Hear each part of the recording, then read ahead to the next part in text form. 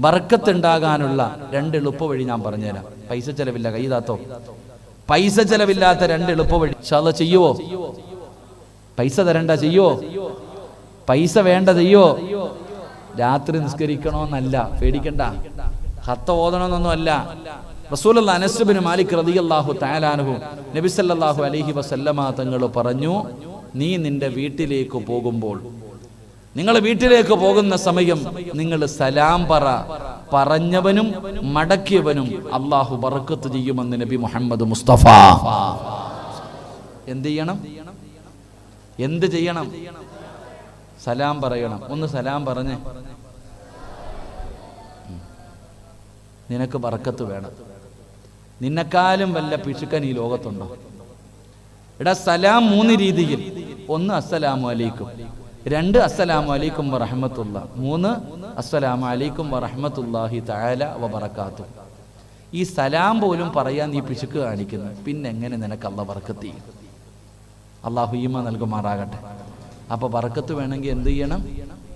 സലാം പരിപൂർണമായിട്ട് പറയണം. സലാം പരിപൂർണമായിട്ട് പറയണം. ആ പറയുന്നവനും അത് മടക്കുന്നവനും അല്ലാഹു ബർക്കത്ത് ചെയ്യുമെന്ന് നബി മുഹമ്മദ് മുസ്തഫ. ഉറക്കെ നബി മുഹമ്മദ് മുസ്തഫ. അല്ലാഹു സലാം പറയാൻ ഭാഗ്യം തരുമാറാകട്ടെ. പറയൂലേ? പറയൂലേ? ഒന്ന് വീട്ടിൽ പോയി പറഞ്ഞു നോക്കിക്കേ. ഇന്ന് വയലൊക്കെ കഴിഞ്ഞ് ആമിന ടിവിയുടെ മുന്നിലിരുന്ന് ഹജ്ജ് ചെയ്തോണ്ടിരിക്കുക, സീരിയലൊക്കെ കണ്ടുകൊണ്ടിരിക്കുക. അപ്പൊ നീ വീട്ടിൽ ചെന്നിട്ട് വീടിന്റെ പുറത്തു, അപ്പോൾ സിറാജ് പറഞ്ഞല്ലേ ഇപ്പൊ സലാം പറഞ്ഞാൽ ബർക്കത്തുണ്ടാകും. വീട്ടിൽ ചെന്ന് ബെല്ലടിച്ചു, ഭാര്യ വന്ന് വാതിൽ തുറന്നു. നീ അവിടെ നിന്നോണ്ട് പറയുക അസ്സലാമു അലൈക്കും വറഹ്മത്തുള്ളാഹി തആല വബറകാതുഹു. ഓള് വിചാരിക്കും ഓൻ എന്ത് ശൈത്താൻ വല്ലതും കൂടിയെന്ന്. പഠിച്ചവൻ. കാരണം ഇന്ന് വരെ ഇങ്ങനെ ഒരു സംഭവം നടന്നിട്ടില്ല. ഇന്ന് വരെ ഈ മനുഷ്യൻ ഇയാൾക്ക് എന്തോ കുസ്താന്റെ അടുത്ത് കൊണ്ടുപോകണം, വല്ല ചരട് വല്ല ഓതാൻ. കാരണം എന്തേ? ഇന്ന് വരെ പറഞ്ഞിട്ടില്ല. ഞാൻ ചിരിക്കാൻ പറഞ്ഞതല്ല, നിങ്ങൾ ഇതിന്റെ ഗൗരവം മനസ്സിലാക്കുക. അതുകൊണ്ട് ബർക്കത്ത് വേണോ? ഇന്നു മുതൽ വീട്ടിലേക്ക് പോകുമ്പോൾ സലാം പറ. എല്ലാവരോടും സലാം പരിപൂർണമായി പറ. അല്ലാഹു നിനക്കും മടക്കുന്നവനും ബർക്കത്ത് ചെയ്യുമെന്ന് നബിയുനാ റസൂലുള്ളാഹി. ഇനി വീട്ടിൽ ആരുമില്ല, സലാം പറയണോ? വീട്ടിൽ ആളുണ്ടെങ്കിലല്ലേ സലാം പറയേണ്ടത്. വീട്ടിൽ ആളില്ലെങ്കിൽ സലാം പറയണോ? പറയണോ? ആരോട്? ആരോട്? എങ്ങനെ പറയണം? മഹാനായ നബി മുഹമ്മദ് മുസ്തഫ സല്ലല്ലാഹു അലൈഹി വസല്ലമ തങ്ങൾ പറഞ്ഞു, വണ്ടിയിൽ കയറുമ്പോ, കട തുറക്കുമ്പോ, എവിടെയാണെങ്കിലും ആളുണ്ടെങ്കിൽ സലാം പറയണം. ഇല്ലെങ്കിൽ അസ്സലാമു അലൈനാ വഅലാ ഇബാദില്ലാഹി സ്വാലിഹീൻ എന്ന് പറയണേ എന്ന് നബിയുനാ റസൂലുള്ളാഹി. അല്ലാഹു നമുക്ക് ബർക്കത്ത് ചെയ്യുമാറാകട്ടെ. അല്ലാഹു നമുക്ക് ബർക്കത്ത് ചെയ്യുമാറാകട്ടെ. അപ്പൊ ഇൻഷാ അല്ലാഹ് ബർക്കത്ത് കിട്ടാൻ പൈസയില്ലാതെ, പ്രയാസമില്ലാതെ ബർക്കത്ത് കിട്ടാനുള്ള ഒരു എളുപ്പ വഴിയാണ് സലാം പറയുക. അല്ലാഹു നമുക്ക് ഭാഗ്യം നൽകി അനുഗ്രഹിക്കുമാറാകട്ടെ. എൻ്റെ പ്രിയമുള്ള സഹോദരങ്ങളെ, അല്ലാഹുവിന്റെ പ്രവാചകൻ സല്ലല്ലാഹു അലൈഹി വസല്ലമ തങ്ങൾ പറയുകയാ, നെരിയാണിക്ക് താഴെ വസ്ത്രം വലിച്ചിടച്ചുകൊണ്ട് നടക്കുന്ന മനുഷ്യൻ, റസൂലുള്ളാഹി സ്വല്ലല്ലാഹു അലൈഹി വസല്ലമ തങ്ങൾ പറഞ്ഞു, ലാ യദ്ഖുലൂനൽ ജന്ന ഇല്ലാ ബിറഹ്മത്തില്ലാ. അള്ളാഹുവിന്റെ കാരുണ്യമില്ലാതെ ഒരു മനുഷ്യനും സ്വർഗത്തിൽ കിടക്കാൻ കഴിയില്ല എന്ന് നബിയുനാ റസൂലുള്ളാഹി. നബിയുനാ റസൂലുള്ളാഹി സ്വല്ലല്ലാഹു അലൈഹി വസല്ലമ തങ്ങൾ പറഞ്ഞു, അള്ളാഹുവിന്റെ കരുണയില്ലാതെ ഒരു മനുഷ്യനും സ്വർഗത്തിൽ കിടക്കാൻ കഴിയില്ല.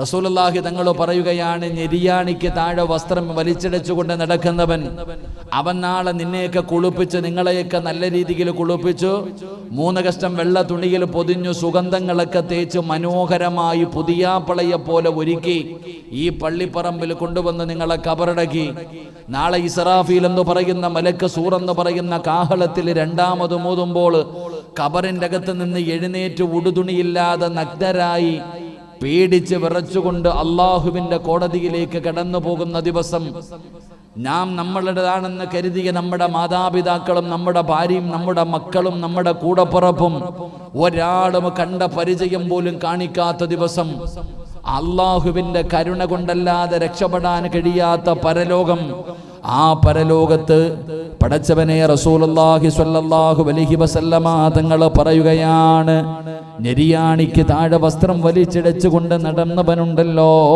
അവൻ നാളെ പടച്ചറപ്പിന്റെ കോടതിയിലേക്ക് കടന്നു ചെല്ലുമ്പോ അള്ളാഹു അവന്റെ മുഖത്ത് നോക്കാറില്ലെന്ന് നബി മുഹമ്മദ് മുസ്തഫ സ്വല്ലല്ലാഹു അലൈഹി വസല്ലമ തങ്ങൾ പറയുകയാണ്. പടച്ചവനവന്റെ മുഖത്ത് നോക്കാറില്ല, അള്ളാഹു അവനോട് സംസാരിക്കാറില്ല, അള്ളാഹുവിന്റെ കരുണ അവന് ലഭിക്കില്ല, അള്ളാഹുവിന്റെ കാരുണ്യം അവന് ലഭിക്കില്ല, അള്ളാഹു അവനെ കൈവിടുമെന്ന് നബിയുനാ റസൂലുള്ളാഹി സ്വല്ലല്ലാഹു അലൈഹി വസല്ലമ തങ്ങൾ പറയുമ്പോൾ, എൻ്റെ പ്രിയമുള്ളവരെ, സാധാരണ പാപമല്ല. നെരിയാണിക്ക് താഴെ വസ്ത്രമിട്ടുകൊണ്ട് നടക്കുന്ന ചെറുപ്പക്കാരാ, അള്ളാഹ് നിന്നെ വെറുപ്പാടാ, അള്ളാഹുവിന്റെ ശാപവും കൊണ്ട് നടക്കുന്നവനാ, അള്ളാഹുവിന്റെ കോപവും വലിച്ചുകൊണ്ട് നടക്കുന്നവനാ. നാളെ പടച്ചറപ്പിന്റെ പരലോകത്തേക്ക് കടന്നു പോകുന്ന ദിവസം നിന്നെ അള്ളാഹുവിന്റെ കരുണ നിനക്ക് ലഭിക്കില്ല.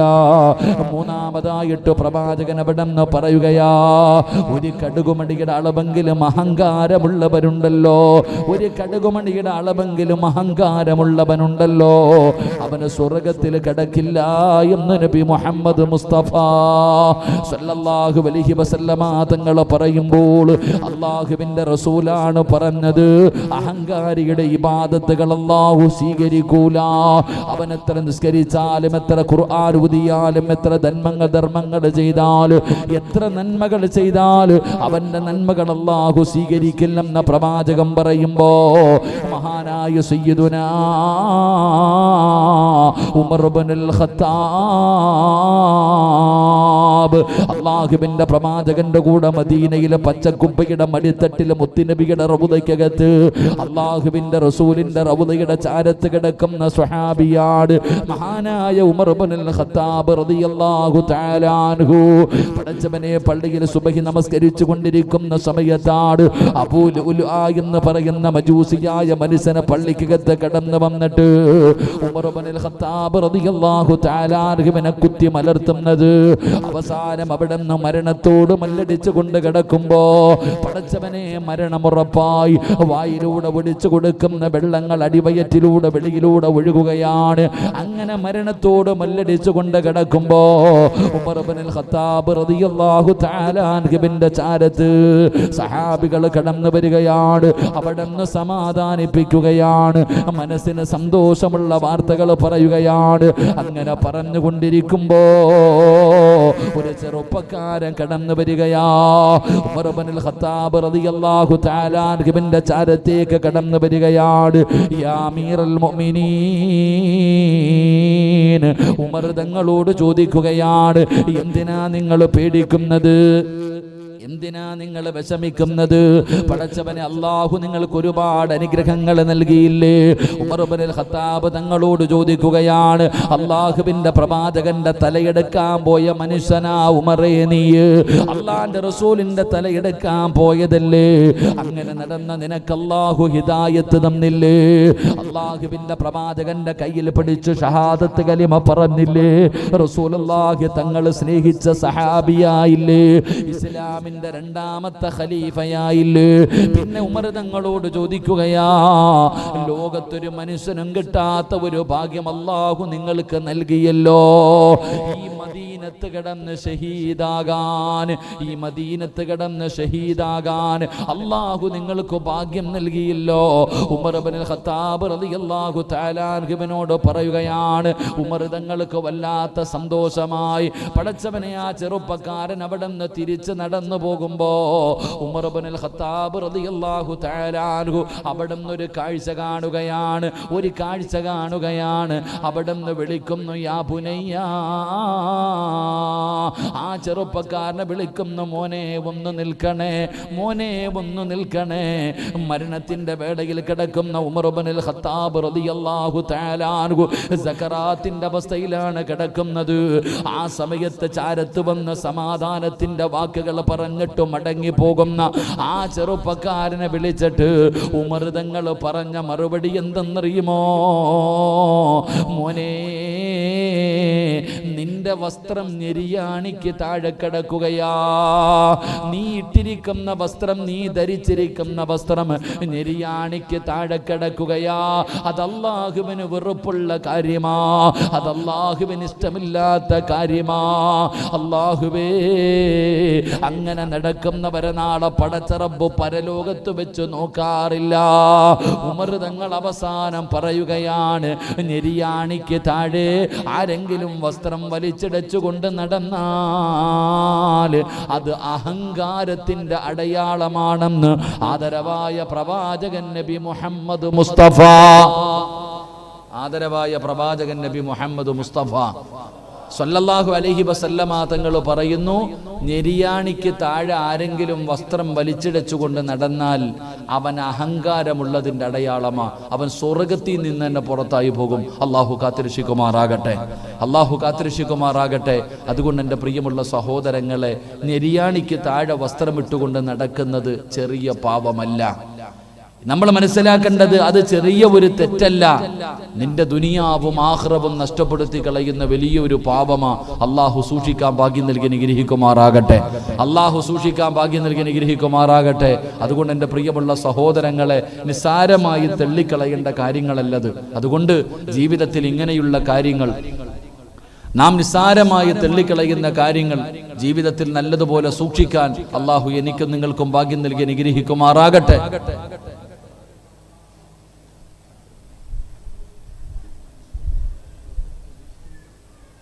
സമയം 10:30 എന്ത് വേണം, പറയണോ നിർത്തണോ? ഇത് വേണം. അപ്പം നിങ്ങൾ പറയണോ നിർത്തണോ? മരിച്ച വീട്ടിയിരിക്കുന്ന പോലെ ഇപ്പം എനിക്ക് തോന്നുന്നു. അതുകൊണ്ടാണ് ഞാൻ ചോദിച്ചത്. നബിയുടെ പേരിലൊരു സ്വലാത്ത് പറയാൻ പോലും നമ്മുടെ ഒന്നും നാവ് പൊങ്ങുന്നില്ല. അല്ലാഹു കാക്കുമാറാകട്ടെ. മഹാനായ അഷ്റഫുൽ ഖൽഖ് നബി മുഹമ്മദ് മുസ്തഫ ഒരു മയ്യത്ത് കൊണ്ടുവന്ന് കബറടക്കിയ രംഗം കണ്ണിൻ്റെ മുന്നിൽ കൂടെ ചന്ദ്രനി പോയപ്പോൾ ആൾക്കാർ ധരിച്ചിരുന്ന വസ്ത്രവാ ഇപ്പം ഇതിലേ ധരിച്ചുകൊണ്ട് പോയെ. അതുപോലെയുള്ള വസ്ത്രം ധരിച്ചൊരു മയ്യത്ത് കൊണ്ടുവന്ന് കണ്ണിൻ്റെ മുന്നിൽ കൊണ്ടുവന്ന് മയ്യത്ത് പോലും നിസ്കരിക്കാൻ എല്ലാവർക്കും നിസ്കരിക്കാൻ കഴിയാതെ, എല്ലാവർക്കും കാണാൻ കഴിയാതെ ആ മയ്യത്ത് കൊണ്ടുവന്ന് അവിടെ അടക്കിയിട്ട് ഇതിലേ ഇങ്ങനെ ഇറങ്ങിപ്പോകുന്നത് കണ്ടിട്ട് പോലും എൻ്റെയും നിൻ്റെയും മനസ്സിൻ്റെ അകത്ത് മാറ്റം വരുന്നില്ലെങ്കിൽ ഇനി നമ്മൾ എന്ന് നന്നാകാനാ? അള്ളാഹു നമ്മളെ നന്നാക്കുമാറാകട്ടെ. മഹാനായ പ്രവാചകൻ നബി മുഹമ്മദ് മുസ്തഫ സല്ലല്ലാഹു അലൈഹി വസല്ലമ തങ്ങളുടെ മുന്നിൽ അബൂദർ എന്ന് പറയുന്ന സ്വഹാബി വന്നിട്ട് ചോദിച്ചു, നബിയെ, നന്നാകാൻ എന്തെങ്കിലും വഴി പറഞ്ഞു തരുമോ? സഹാബി കള്ളുകുടിയനും പെണ്ണുപിടിയനും ആയിരുന്നില്ല, അള്ളാഹനെ പേടിച്ച് ജീവിക്കണ സഹാബിയ. എന്നിട്ടും കുറച്ചുകൂടെ നന്നാകണമെന്ന് തോന്നിയപ്പോൾ റസൂലുള്ളാഹി സല്ലല്ലാഹു അലൈഹി വസല്ലമ തങ്ങളുടെ ചാരത്ത് വന്ന് ചോദിച്ചപ്പോൾ പറഞ്ഞു കൊടുത്തത് പള്ളിപ്പറമ്പിൽ പോകാനാ, ഖബറ് പോയി സിയാറത്ത് ചെയ്യാൻ. പള്ളിപ്പറമ്പിലെ ഖബർസ്ഥാനിലേക്ക് പോകാനാ പറഞ്ഞത്. കാരണം അവിടെ പോയാൽ നന്നാകുമെന്ന് നബിയിന റസൂലുള്ളാഹി സ്വല്ലല്ലാഹു അലൈഹി വസല്ലം. നമ്മക്കിപ്പോൾ അത് കണ്ടിട്ട് പോലും നമുക്ക് പറ്റുന്നില്ല. നമ്മളിപ്പോഴും ഇങ്ങനെ വേറെ ഏതോ ലോകത്താ. പക്ഷേ മനസ്സിലാക്കുന്ന ഒരു സമയമുണ്ട്, ഇതൊക്കെ തിരിയുന്ന ഒരു സമയമുണ്ട്. ഒരു ദിവസം നിന്റെ മൂക്കിലും പഞ്ഞി വെക്കുന്ന ഒരു ദിവസം വരും, എന്റെയും നിങ്ങളുടെയും മൂക്കില് പഞ്ഞി വെക്കുന്ന ഒരു ദിവസം വരും. അന്ന് വിളിക്കും, അസ്റായിലിനെ കാണും. ഇങ്ങനെ അള്ളാഹുവിന്റെ മലക്കുകളും അസ്റായിൽ അലൈഹിസ്സലാം ഇങ്ങനെ കണ്ണിന്റെ മുന്നിൽ ഇറങ്ങി വരുന്ന ഒരു രംഗമുണ്ട്. ഇന്ന് കണ്ണുകൊണ്ട് കാണാൻ പറ്റൂല. ഇന്ന് നമ്മുടെയൊക്കെ ഉസ്താദന്മാർ എത്ര ഖുർആനും ഹദീസും പറഞ്ഞിട്ട് എത്ര പറഞ്ഞാലും ഇതൊന്നും നമുക്ക് പറ്റൂല കാണാൻ. എന്നാ കാണും വാപ്പ നിങ്ങൾ ഓരോരുത്തരും. ഇരിക്കണ ഓരോ ഉപ്പയോടും ഓരോ ചെറുപ്പക്കാരോടും ഓരോ പെണ്ണിനോടും പറഞ്ഞു, അള്ളയാ പറഞ്ഞത് കാണുമെന്ന്. മലക്കുകൾ ഇങ്ങനെ ഇറങ്ങി വരുന്നത് സിറാജ് കാണും. സിറാജിന്റെ കണ്ട് ഈ ഉസ്താദന്മാരും കാണും, നിങ്ങളും കാണും. ആ അസ്റായിൽ ഇങ്ങനെ ചാരത്ത് വന്നിട്ട് പറയും, വിളിക്കടാ സിറാജേ, നിന്റെ റൂഹ് പിടിക്കാൻ വന്നതാ, നിന്നെ കൊണ്ടുപോകാൻ വന്നതാ. വിളിക്കാണ്ടെങ്കിൽ ആരെ വേണമെങ്കിലും വിളിച്ചോ. നിന്നെ രക്ഷപ്പെടുത്താൻ ഏത് രാഷ്ട്രീയക്കാരനോ ഏത് സമ്പന്നനോ ഏത് കൂട്ടുകാരനോ എവനെ വേണമെങ്കിലും വിളിയടാ. കല്ലാ ഇദാ ബലഗത്തി തറാഖിയ വകീല മൻ റാഖ് വളന്ന അന്നഹുൽ ഫിറാഖ് വൽതഫത്തി സാഖു ബിസാഖ്. പരിശുദ്ധമായ ഖുർആൻ പറയുന്നുണ്ട്, വിളിക്കാൻ പറയും. ആരെ വിളിക്കാൻ? ആരെ വിളിക്കാൻ? ഒരൊറ്റ മനുഷ്യനും കാണൂല. മിണ്ടാതെ കടന്നു കൊടുക്കേണ്ടി വരും. ആ സമയത്ത് നീ അസ്രായിൽ എന്ന് പറയുന്ന മലക്കിനോട് പറയും, അല്ലാഹുവേ ഒരു ചാൻസ് താ അല്ലാഹ്. പടച്ചവനെ ഒരവസരം, ഒരു ചാൻസ്, ഒരൊറ്റ ഒരു നിമിഷം താ അല്ലാഹ്. എന്തിനാ അല്ലാഹ്? ഇപ്പോഴാ എല്ലാം തിരിഞ്ഞത്, ഇപ്പോഴാ അല്ലാഹ് മനസ്സിലായത് പടച്ചവരെ ഒന്നും കൊണ്ടുപോകത്തില്ലെന്ന്. ഇപ്പോഴാ മനസ്സിലായത് നീ തന്ന ആയുസിന്റെ വില എന്താണെന്ന്. പടച്ചവനെ ലൗലാ അഖർതനി ഇലാ അജലിൻ ഖരീബ്, അല്ലാഹ് തരും സമയം കാത്തിരുന്നോ. അല്ലാഹു ഈമാൻ നൽകുമാറാകട്ടെ. ഇപ്പൊ ആ ഉമ്മാടെ ഖബറിന്റെ അകത്ത് മലക്കുകൾ വന്നു. ആ മയ്യത്ത് അങ്ങോട്ട് പൊക്കി വെച്ചിട്ട് ചോദിക്കുകയാ, മൻ റബ്ബുക, മൻ ദീനുക, മൻ ഇമാമുക. അല്ലാഹു ഉമ്മയുടെ ഖബറിടം സ്വർഗമാക്കി കൊടുക്കുമാറാകട്ടെ. ആ ഉമ്മയ്ക്ക് എന്ത് ചോദ്യം? നല്ല മറുപടിയും പറഞ്ഞിട്ട് ഇപ്പൊ തന്നെ സുഖമായിട്ട് സ്വർഗത്തിൽ കിടക്കും. നമ്മളൊക്കെ അവിടെ പോകാൻ കിടക്ക. അല്ലാഹു നമ്മളെ നന്നാക്കുമാറാകട്ടെ, അല്ലാഹു നന്നാക്കുമാറാകട്ടെ. നമ്മുടെയൊക്കെ ഒരു ചിന്തയുണ്ട്, സിറാജ് ഉസ്താദെ, നമ്മളൊന്നും ഇപ്പം മരിക്കൂല, നമ്മളൊന്നും ഇപ്പൊ മരിക്കൂല. 50 55 വയസ്സുള്ള വാപ്പ, 50 55 വയസ്സുള്ള വാപ്പ ഇപ്പൊ പറയുന്നത് ഞാൻ ഇപ്പൊ മരിക്കൂല എന്നാ. കാരണം എനിക്ക് ക്യാൻസർ ഇല്ല ഉസ്താദെ, എനിക്ക് ട്യൂമർ ഇല്ല ഉസ്താദെ, എനിക്ക് മാരക രോഗങ്ങളൊന്നും ഇല്ല ഉസ്താദെ. എന്റെ പ്രിയപ്പെട്ടവരെ, നിങ്ങളൊക്കെ പത്രങ്ങളിൽ വായിച്ചു കാണും, മംഗലാപുരത്ത് കല്യാണം കഴിഞ്ഞിട്ട് വിവാഹത്തിന്റെ 1ാമത്തെ രാത്രി മണിയറയ്ക്കകത്ത് കിടന്ന് മരിച്ചൊരു പെണ്ണിന്റെ വാർത്ത. ഞാൻ പോയതാ വീട്ടിൽ 2-3 ദിവസം മുമ്പ്. കഴിഞ്ഞ ആഴ്ച ഞാൻ ആ വീട്ടിൽ പോയി. അന്ന് ആ പെണ്ണിന് മേടിച്ചു കൊടുത്ത കാറ് വീടിന്റെ പുറത്ത് തന്നെ കിടക്കുന്നുണ്ട്. ഞാൻ രാത്രി 2 മണിക്കാ വീട്ടിൽ കയറി പോയത്. 1:30 മണി സമയത്ത് കടന്നു ചെന്നു. പടച്ചവനെ, ക്യാൻസർ വന്നിട്ടല്ല മരിച്ചത്, എന്തെങ്കിലും മാരക രോഗങ്ങൾ വന്നിട്ടല്ല മരിച്ചത്. ആ പെണ്ണിന്റെ പ്രിയപ്പെട്ട ഉപ്പ പറയാ, രാത്രി മകളിങ്ങനെ കടന്നപ്പോ ശരീരം ഒന്ന് വിയർത്തു. പെട്ടെന്ന് പുതിയാപ്പളയോട് പറഞ്ഞു, ശരീരം വിയർക്കുന്നു. പെട്ടെന്ന് AC ഓഫാക്കി ഫാനിട്ടു, AC ഓഫാക്കി ഫാനിട്ടു. പക്ഷേ പിന്നെയും ശ്വാസം മുട്ടൽ. പെട്ടെന്ന് ഉപ്പാടെ റൂമിൽ പോയി, 2 പേരും കൂടെ പോയി വാതിൽ തട്ടി, ഉപ്പ ഇറങ്ങി, എനിക്ക് ശ്വാസം മുട്ടുന്നു, ഹോസ്പിറ്റലിൽ പോകണം. മംഗലാപുരത്തെ ഹോസ്പിറ്റലിലേക്ക് 10-12 കിലോമീറ്റർ ഉണ്ട്. ഹോസ്പിറ്റലിലേക്ക് പോകുന്ന വഴിയിലാണ് മരണപ്പെട്ടു പോയത്. ഡോക്ടർമാരോട് ചോദിച്ചപ്പോൾ പറഞ്ഞു, സന്തോഷം കൂടിയത് കൊണ്ടാണ് മരിച്ചുപോയെന്ന്. അള്ളാഹു സ്വർഗം കൊടുക്കുമാറാകട്ടെ. സന്തോഷം കൂടിയതുകൊണ്ടാ മരിച്ചുപോയെന്ന്. എന്നാൽ ഈ സദസ്സിലിരിക്കുന്ന ഓരോ വാപ്പാടെയും ചെറുപ്പക്കാരാ, നിങ്ങളുടെ ഓരോരുത്തരുടെയും മുഖത്ത് നോക്കുമ്പോൾ ഞാൻ നിങ്ങളോട് പറയുകയാ, ഈ പള്ളി നിങ്ങൾക്ക് സമയം കിട്ടുമെങ്കിൽ നാളെ ഈ പള്ളിപ്പറമ്പിൽ വന്ന് നിന്നെ കബറടക്കാനുള്ള കുഴി നിങ്ങൾ തന്നെ വെട്ടിയിട്ടോ. അല്ലാഹു ഈമാൻ നൽകുമാറാകട്ടെ. ആമീൻ പറ. നിങ്ങളെ കബറടക്കാനുള്ള കുഴി നിങ്ങൾ തന്നെ വെട്ടിയിട്ടോ. കാരണം നിന്റെയൊക്കെ മുഖത്ത് നോക്കുമ്പോൾ തന്നെ അറിയാം നിന്റെ മരണം അടുത്തു എന്ന്. അല്ലാഹു ഈമാൻ തരുമാറാകട്ടെ. ഈ സദസ്സിലിരിക്കുന്ന പല ആൾക്കാരുടെയും മുഖത്ത് നോക്കുമ്പോൾ തന്നെ എനിക്ക് മനസ്സിലാകുന്നുണ്ട് നിന്നെ കൊണ്ടുപോയി കബറടക്കാൻ സമയമായെന്ന്. പാപ്പ, ഈ ചാട്ടവും ബഹളവും ആഘോഷമൊക്കെ മാറ്റിയിട്ട് കഫൻ തുണിയും വാങ്ങിച്ച് ഈ പള്ളിപ്പറമ്പിൽ സ്വന്തം കൈകൊണ്ടൊരു കുഴി വെട്ടിയിട്. അങ്ങനെയെങ്കിലും നിനക്ക് സുഖവാസം കിട്ടും. അല്ലാഹു ഈമാൻ നൽകുമാറാകട്ടെ. ആമീൻ പറയാൻ മടിയെന്താ? ആമീൻ പറയാൻ മടിയെന്താ? എന്തേ സിറാജെ, ഞങ്ങളുടെ മുഖത്ത് നോക്കിയപ്പോൾ നിനക്കങ്ങ് മരണം അടുത്തു എന്ന് മനസ്സിലാക്കാൻ നിനക്ക് വഹി വല്ലോ വന്നോ? അതാ ചോദ്യം. വഹിയൊന്നും വേണ്ട സഹോദര, മരണത്തിന് അടയാളമുണ്ടെന്ന് നബിയുനാ റസൂലുള്ളാഹി. ഉറക്കെ നബിയുനാ റസൂലുള്ളാഹി. എന്ത് മരണം? എല്ലാവരും പറയും ഉസ്താദ് പെട്ടെന്ന് മരിച്ചു എന്ന്. ആരാ പറഞ്ഞേ? പെട്ടെന്ന് മരിച്ചു ഉസ്താദെ, പെട്ടെന്ന് മരിച്ചു. ആരാ പറഞ്ഞ പെട്ടെന്ന് മരിച്ചു എന്ന്? നീ കണ്ണാടിയുടെ മുന്നിലൊന്നും പോയി നിൽക്കത്തില്ലയോ? എൻ്റെ പ്രിയപ്പെട്ട സഹോദരങ്ങളോട് സഹോദരിമാരോട് പറയുന്നു, പെട്ടെന്ന് മരിച്ചു എന്ന് പറയരുത്. അടുത്തൊരാൾ പറയാം, ഉസ്താദെ ഒരാൾ മരിച്ചു, ചെറുപ്പത്തിലേ മരിച്ചു പോയി ഉസ്താദെ. ഞാൻ ചോദിച്ചു എന്താ എത്ര വയസ്സായി? 48 വയസ്സ്. അല്ലാഹു അലം. അപ്പൊ ഈ 48 വയസ്സുള്ളവൻ ചെറുപ്പക്കാരനാണെങ്കിൽ ഈ 25 വയസ്സുകാരൻ എന്താ പറയാ? എടാ 50 വയസ്സുള്ളവൻ മരിച്ചാലും പറയും ചെറുപ്പത്തിലേ മരിച്ചെന്ന്. 50 വയസ്സിന് മുകളിൽ 40 വയസ്സ് കഴിഞ്ഞാൽ എന്ത് ചെയ്യണം? ഉസ്താദിനോട് ചോദ്യര് ഇരിക്കട, മുത്താലിങ്ങളോട് ചോദ്യര്. 40 വയസ്സ് കഴിഞ്ഞ ആരെങ്കിലും ഉണ്ടെങ്കിൽ ഒന്ന് കൈ പൊക്കിക്കേ. പെണ്ണ് കെട്ടിക്കാനൊന്നും അല്ല, ധൈര്യമായിട്ട് പൊക്കിക്കോ. 40 വയസ്സ് കഴിഞ്ഞവര്. നിങ്ങൾ ഖുർആനിലെ ഒരു ആയത്ത് ഓതി കിടന്ന എല്ലാ ദിവസവും. 40 വയസ്സ് കഴിഞ്ഞ മനുഷ്യൻ അള്ളാന്റെ ഖുർആനിലെ ഒരു ആയത്ത്, എൻ്റെ പ്രിയപ്പെട്ടവരെ, സുലൈമാൻ നബി അലൈഹി സ്വലാം ഓതിയ ഒരു ആയത്തുണ്ട്. ഈ ആയത്ത് ഓതിയിട്ട് നടക്കണമെന്ന 40 വയസ്സ് കഴിഞ്ഞവൻ. അള്ളാഹു ഈമാൻ നൽകുമാറാകട്ടെ. അല്ലാതെ വീട് കെട്ടാനും പൈസ ഉണ്ടാക്കാനുമല്ല. 40 വയസ്സ് കഴിഞ്ഞവൻ ഖുർആനിലെ ആയത്ത് ഓതിയിട്ട് കാത്തിരിക്കണമെന്ന മരണത്തെ. അള്ളാഹു ഈമാൻ തരുമാറാകട്ടെ. 40 വയസ്സുള്ള വാപ്പായ ക്ലീൻ ഷേവൻ ചെയ്തിട്ട് ജീൻസ് പാൻറ് ഇട്ടുകൊണ്ട് നടക്കണത്. 40 വയസ്സ് കഴിഞ്ഞ ആരാപ്പ ആ ബോധമുള്ളത്? നിങ്ങൾ ചിന്തിക്കേണ്ട ഒരു കാര്യം എന്തെന്നറിയോ? റസൂലുള്ളാഹി സ്വല്ലല്ലാഹി അലൈഹി വസല്ലം തങ്ങൾ പറഞ്ഞു, 39 വയസ്സുള്ള ഒരു മനുഷ്യൻ പാപം ചെയ്താൽ അവന് ഒരു ശിക്ഷ. 39 വയസ്സുള്ള ഒരാള് ഒരു തെറ്റ് ചെയ്താൽ അവൻ ഒരു ശിക്ഷ. പക്ഷേ 40 വയസ്സ് കഴിഞ്ഞാൽ അവന് ഇരട്ടിയാ ശിക്ഷ എന്ന് നബി മുഹമ്മദ് മുസ്തഫ സല്ലല്ലാഹു. കാരണം എന്തേ? 39 വയസ്സുള്ളവൻ ഒരു തെറ്റ് ചെയ്താൽ പറയും ഓന് പക്വത എത്തിയില്ലെന്ന്. വേണമെങ്കിൽ പറയാ അവന് വിവരം വെച്ചിട്ടില്ല കുട്ടിയാന്ന്. പക്ഷെ 40 കഴിഞ്ഞ അങ്ങനല്ല. 40 വയസ്സ് ഒരു മനുഷ്യന്റെ അവന് തമ്മീസായി കഴിഞ്ഞു. അവന് ചിന്തിക്കാനുള്ള പ്രായവും സമയമായി.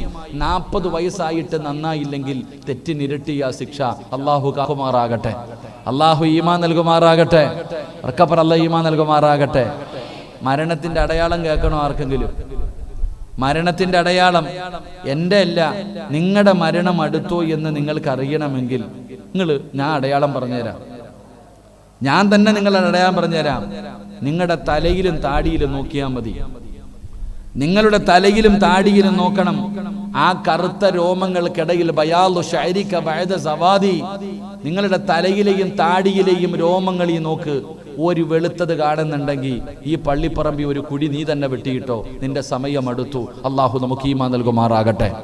ഉറക്കപ്പറ അല്ലാഹ് ഈമാൻ നൽകുമാറാകട്ടെ. തലയിലും താടിയിലൊക്കെ നല്ലതുപോലെ നോക്ക് കാക്കാമാരെ.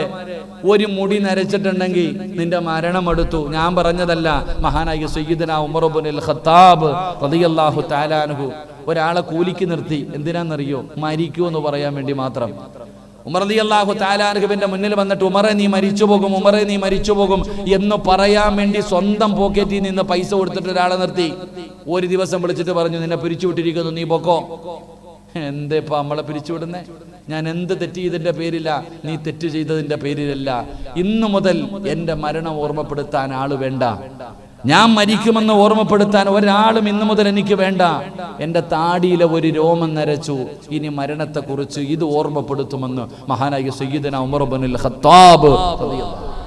പാപ്പാടെ തലയിലെ ഒരു രോമമല്ല, 60 നരച്ചു. താടിയിലെ ഒരു രോമമല്ല, 60 നരച്ചത് കാരണം പ്രായമായെന്ന് നാട്ടുകാര് പറയാതിരിക്കാൻ ക്ലീൻ ഷേവ് അടിച്ചിട്ട് നടക്കുക വാപ്പ ഇപ്പോഴും.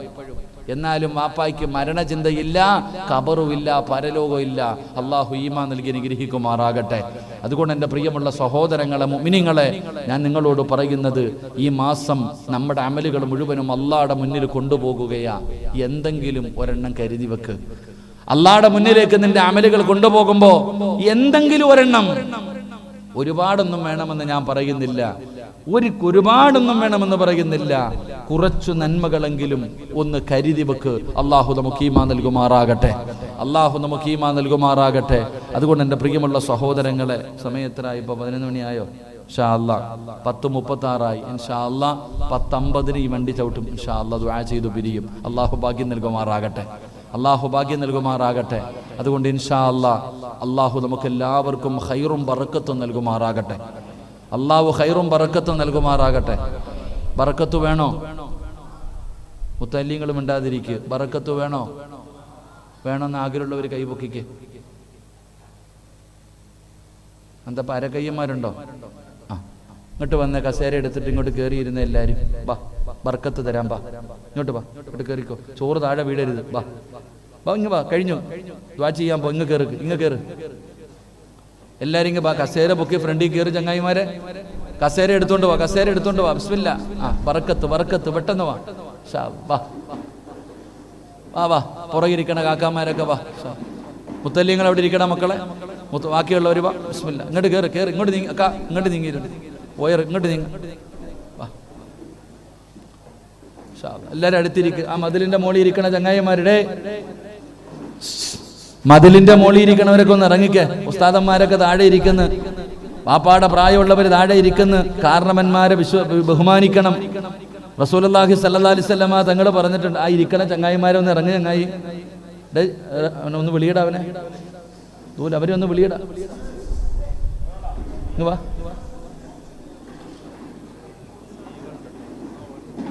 വാ ഇങ്ങോട്ട് വാ. ആ, മാതാപിതാക്കളുടെ മുന്നിൽ കാല് നീട്ടാൻ പാടില്ല എന്നാ. കാലിന്റെ മുകളിൽ കാല് കയറ്റിയിരിക്കരുത്, തലയുടെ മുകളിൽ കയറി ഇരിക്കരുത്. ഇങ്ങോട്ട് ആ, എന്താ ഇപ്പൊ പ്രസിഡന്റ് എന്ത് ഇത് കമ്മിറ്റിക്കാരൊക്കെ എന്ത് ഇരി പ്രസിഡന്റ്. ആ വാ, ബറക്കത്ത് ഡേ നിങ്ങൾക്കൊന്നും വേണ്ടേ? ബറക്കത്ത് വേണ്ടേ? ഇങ്ങോട്ട് കയറിക്കും, ഇങ്ങോട്ട് കയറി, ഇങ്ങോട്ട് വാ, നിങ്ങൾക്ക് ആ ബറക്കത്ത് ഇങ്ങോട്ട് കയറിയിരി ചങ്ങാതി. മസിലും പിടിച്ചിരിക്കാതെ ഇങ്ങോട്ട് കയറ്. കൊറോണ ഒന്നും വരത്തില്ല, വരാനാണെങ്കിൽ എന്നേ വന്നേനെ. വാ ഷാ അല്ലാ. പേടിയുള്ളവനെ കൊറോണ വരത്തുള്ളൂ. അള്ളാഹു ഈമാൻ നൽകുമാറാകട്ടെ. ആംബുലൻസിൽ വെച്ച് കോവിഡ് രോഗിയെ പീഡിപ്പിച്ചൊരുത്തൻ പന്തളത്ത്, ഞാൻ ജോലി ചെയ്യുന്ന പള്ളിയുടെ അടുത്ത. അവന് കോവിഡ് ഉണ്ടായിരുന്നോ? ഉണ്ടായിരുന്നോ? പറ. കോവിഡ് രോഗിയെ പീഡിപ്പിച്ചവന് കോവിഡ് ഉണ്ടായിരുന്നോ? എന്നാ പ്ലാവീന്ന് ചക്ക വീണ് ആശുപത്രി മരിച്ചവന് കോവിഡ്. ചക്ക വീണ് മരിച്ചവന് ടെസ്റ്റ് ചെയ്തപ്പോ കോവിഡ്. ഇതാണ് കോവിഡ്. അള്ളാഹു കാക്കുമാറാകട്ടെ. ഇതിനെ പേടിക്കുന്നവനെ ഇത് വരത്തുള്ളൂ, പേടിക്കാത്തവനൊരു കുഴപ്പമില്ല. പള്ളിക്കകത്ത് കയറുമ്പോൾ മാത്രമേ കോവിഡ് രോഗം വരത്തുള്ളൂ. ഞാൻ ഉറപ്പിച്ചു പറയുന്നു, നമ്മൾ ഈ രോഗം വന്ന് മരിക്കൂല. പേടിക്കണ്ട. നമ്മൾ ഈ രോഗം വന്ന് മരിക്കുമെന്ന് വിചാരിച്ചാൽ ഞാൻ ഉറപ്പിച്ചു പറയുന്നു, ആരൊക്കെ മരിച്ചാലും നമ്മൾ മരിക്കൂല. കാരണം എന്താ? ഇത് വന്ന് മരിച്ച ഷഹീദിന്റെ കൂലിയാ. നിനക്ക് ഷഹീദിന്റെ കൂലി കിട്ടുന്ന ഒരു മരണം കിട്ടാൻ നിന്റെ കയ്യിൽ എന്തോ ഉണ്ട്? ഷഹീദിന്റെ കൂലി കിട്ടി മരിക്കണമെങ്കിൽ കാക്ക കൊത്തണ പോലെ കൊത്തിയ നിനക്ക് ഷഹീദിന്റെ കൂലി കിട്ടുമോ?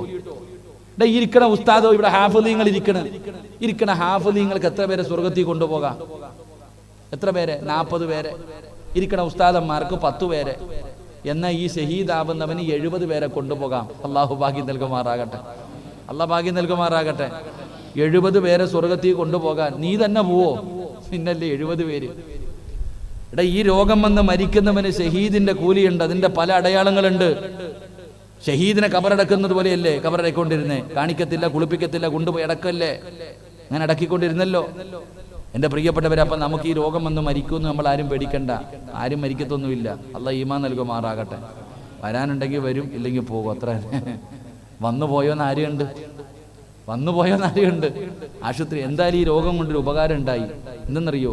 ഒരു ജലദോഷം വന്നാൽ തന്നെ ആശുപത്രിയിൽ പോകും. ഇപ്പൊ ഒരുത്തരും പോണ്ട. പനി പിടിച്ചാലും ഒരു ജലദോഷം വന്ന ആശുപത്രി ഓടുവായിരുന്നു. ആവി പിടിക്കുക. ആവിയോ? ഇപ്പൊ പനി പിടിച്ചിട്ട് വിറയ്ക്ക, ആശുപത്രി പോവാം. വേണ്ട, ആവി പിടിക്കാം, തലയിൽ കൂടെ ഗുളികേട്. അങ്ങനെ ഉപകാരം ഉണ്ടായില്ലേ? അങ്ങനെ എന്തായാലും നമുക്കൊരു ഉപകാരം ഉണ്ടായില്ലേ? എല്ലാം ജീവിക്കാൻ പഠിച്ചു. അഹങ്കാരമൊക്കെ മാറി. ലോക്ക്ഡൌണിൽ ഇരുന്നപ്പോ നേരത്തെ പൈസയുടെ കളിയായിരുന്നല്ലോ, ഇപ്പൊ കളിയൊക്കെ മാറി. ഇപ്പൊ അള്ളാഹ് ആരാന്നറിയോ? പടച്ചോൻ.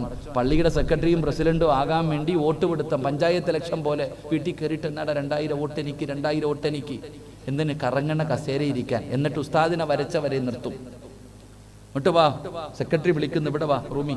അല്ലാഹുവേ, ഫാത്തിഹ ഓതാൻ അറിയാത്തവൻ. വാ ഉസ്താദെ, ഇവിടെ വാ, എന്റെ മുന്നിൽ. എവിടെ പോയിരുന്നു? ദുഹറിനെ കണ്ടില്ലല്ലോ. ഇങ്ങനെ ഭരിക്കുന്ന കാലം. ഇപ്പൊ എന്താ ജോലി എന്നറിയോ? വെള്ളിയാഴ്ച പള്ളിയിൽ പോകുമ്പോൾ ഉസ്താദ് പറയാറുണ്ട്, 2 മലക്കുകൾ പള്ളിയുടെ കവാടത്തിൽ നിൽക്കുന്നുണ്ട്. നേരത്തെ വരുന്നവൻ ഒട്ടകം, പശു, ഇങ്ങനെ ആട് പ്രതിഫലം കിട്ടുന്ന എഴുതാൻ. നമ്മൾ ഇന്ന് വരെ മലക്കുകളെ കണ്ടിട്ടില്ല. പക്ഷെ ഇപ്പൊ കാണാം. സെക്രട്ടറി ഒരു സൈഡില്, എന്താ പേര്? സിറാജുദ്ദീൻ. ഫോൺ നമ്പർ എത്ര? അപ്പുറത്ത് പ്രസിഡന്റ് നിപ്പോണ്ട്, പനിയുണ്ടോ നോക്കാൻ.